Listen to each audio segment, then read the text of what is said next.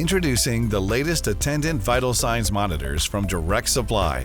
Created with feedback and help from caregivers, these new Attendant VSMs feature upgraded components, improved accuracy, easy-to-use touchscreen interfaces, and multiple thermometry configurations. And as with all new Attendant products, they include Bluetooth connectivity and integrate with the DS Smart platform for seamless transfer of vital measurements into your EMR.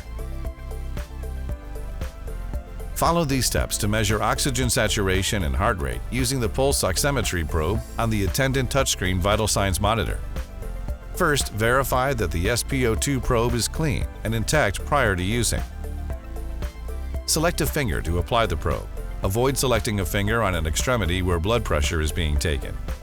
Verify the finger is clean and free of nail polish. Gently place the probe on the selected finger. Do not tape the probe to the finger.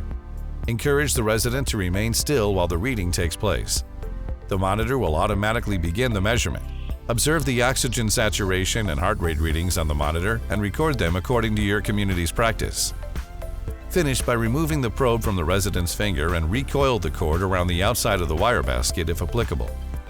The readings will be displayed on the screen until another measurement is started or until the monitor is turned off. The finger probe may be cleaned or disinfected according to your community's protocol.